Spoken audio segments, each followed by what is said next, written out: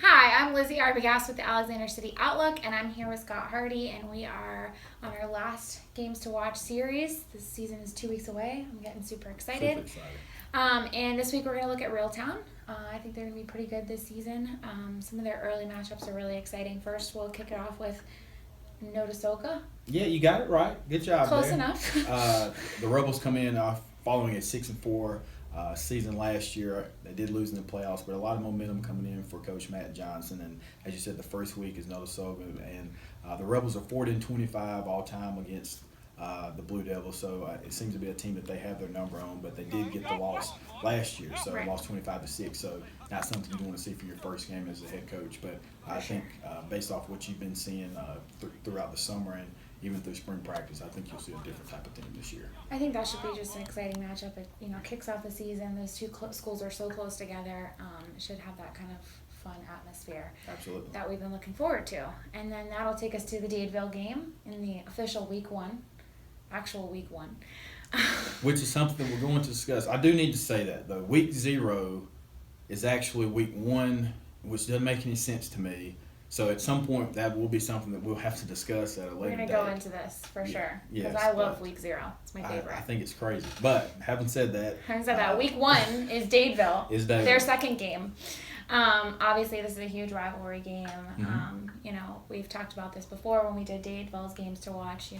Where do we think Reeltown's going to stack up this year? I do think Reeltown will be able to get the victory this year as the season has grown closer. I think just from the caliber of athlete and just the amount of numbers too, I think that the Rebels will have a better opportunity for victory. But having said that, I think the motivating factor, at least from the coaching perspective, will be Matt Johnson, a former player on Jackie O'Neal with the Rebels.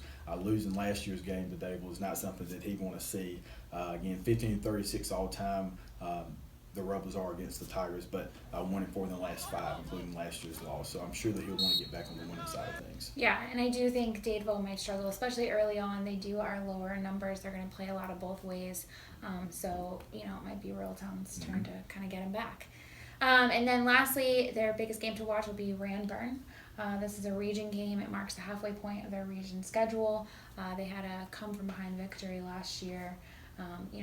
What do you think about that region in particular? I think it's one that Reeltown has really fared well in, at least the last 3 or 4 years. But looking at last year, this is kind of where the season turned, the tide turned for the Rebels. They ended up winning 4 out of their last 5 games, and this was the game that kind of started that all. So, and it follows an open week, so midway point through the year, and have some time to get some guys rested. So I look for this to kind of continue to be a trend for following last year, where the Rebels come back and kind of start things back off on the right track after their bye week. They are on the road 3 of their last 4 weeks, so this is also kind of one of their last hurrahs at home. So that might be a motivating factor as well. Absolutely.